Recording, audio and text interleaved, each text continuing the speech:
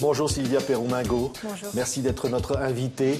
Vous avez témoigné devant la cour d'assises de Douai il y a 2 jours parce qu'il y a une dizaine d'années, un homme vous avait violé. Il s'appelle Alain Penel. Il est actuellement jugé parce qu'une fois libéré, il a assassiné et violé une autre jeune fille. Il répond en ce moment de ses actes devant la cour d'assises de Douai où vous êtes allé témoigner. Avec quel sentiment?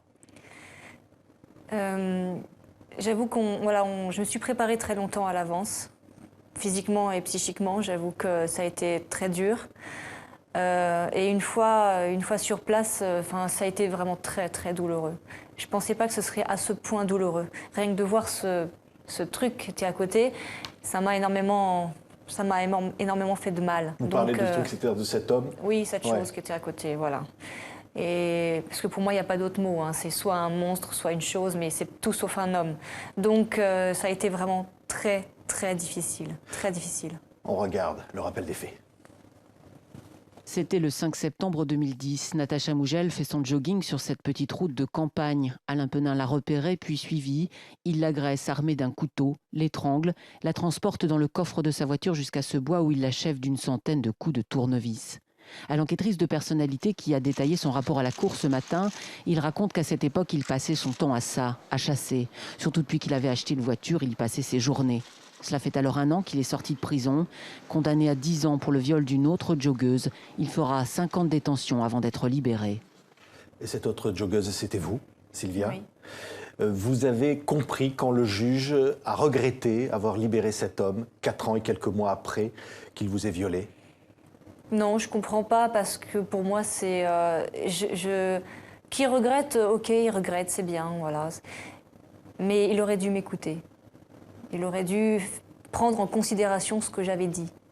J'avais dit qu'il recommencerait et qu'il tuerait. Et je l'ai dit à tout le monde. Donc tout le monde était au courant. Pourquoi on ne vous a pas entendu d'après vous? Une erreur, on va dire. On n'écoute pas assez les victimes? Oui, nous, les victimes, on est très laissés à l'abandon, comme je dis souvent, en fait. On est vraiment mis de côté. Ouais. Avec le recul, vous vous dites c'est un immense gâchis. Quel est votre sentiment? C'est plus que du gâchis, c'est lamentable. Ça aurait dû être évité, déjà. Et puis c'est lamentable. Je pense que là, maintenant, ils vont faire en sorte de prendre tout ça en considération et de s'apercevoir que cet homme est réellement dangereux et de ne plus le laisser sortir à nouveau. J'espère que cette fois, ça va être entendu. Vous avez confiance désormais en la justice? Tant qu'il n'y a pas le verdict, non. Alors évidemment, vous pensez à Natacha Mougel, cette jeune fille. Lorsque vous avez appris sa mort, vous êtes immédiatement dit « je savais qu'il le referait ». J'étais pas étonnée, c'est ça en fait. J'ai pas été étonnée du tout quand on m'a annoncé ça. Je me suis écroulée et j'ai tout de suite dit mais de toute façon c'était sûr, je le savais. Ce qui vous est arrivé, donc, ça s'est passé le 20 mai 2004. Vous avez raconté ce terrible récit dans un livre chez Flammarion. Vous l'avez intitulé « Je suis morte ce jour-là ». Vous dites vraiment encore aujourd'hui « je suis morte ce jour-là ». Oui, parce qu'il m'a tué une partie de moi-même. Donc oui, je suis morte ce jour-là, complètement. Parce que pour se reconstruire, après, c'est autre chose. C'est un autre combat.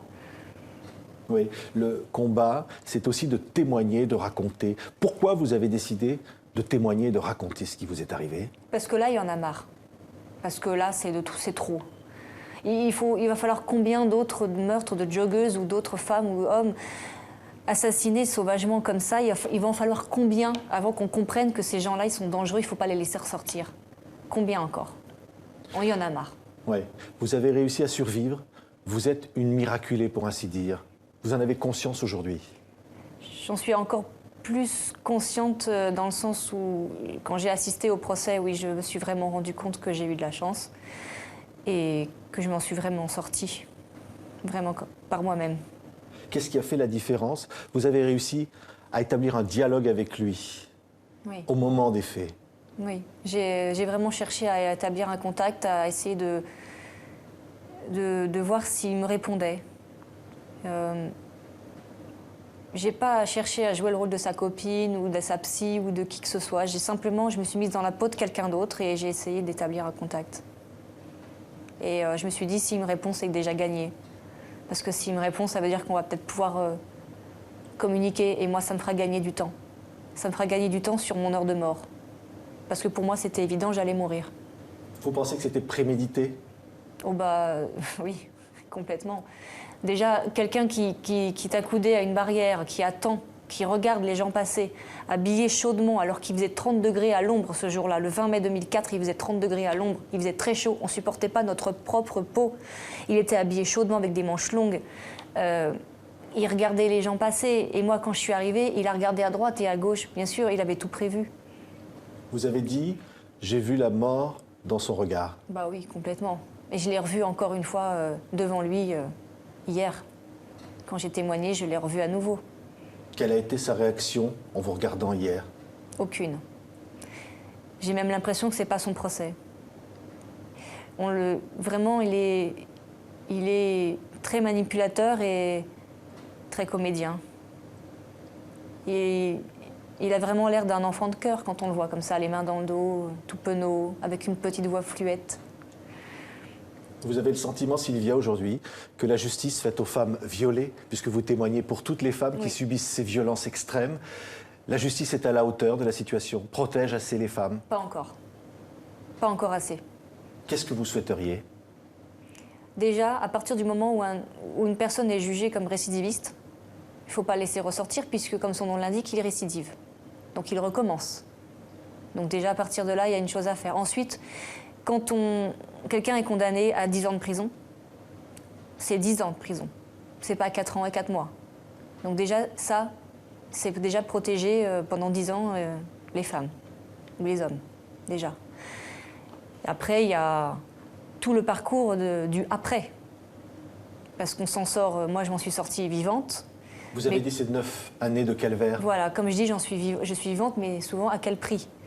Donc il y a tout un très très long parcours de reconstruction et là encore on est souvent on est laissé à l'abandon. Ouais.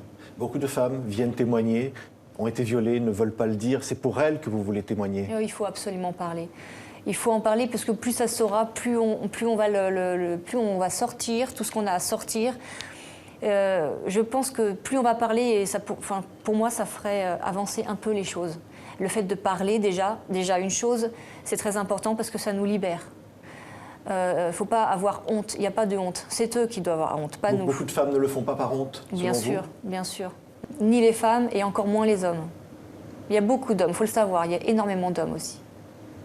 Mais il faut le faire, ça nous libère et il faut le faire. Ce n'est pas nous qui devons avoir honte, c'est eux. Merci, Sylvia Perron-Mingot. Je suis morte ce jour-là. Votre témoignage bouleversant a été publié chez Flammarion. Jeudi 20 mai 12h, dans le parc de Suresnes, avait commencé votre calvaire. Et aujourd'hui, vous continuez de témoigner pour toutes les femmes qui subissent cela. Et c'est pour ça que nous avons reçu aujourd'hui. Merci. Merci à vous.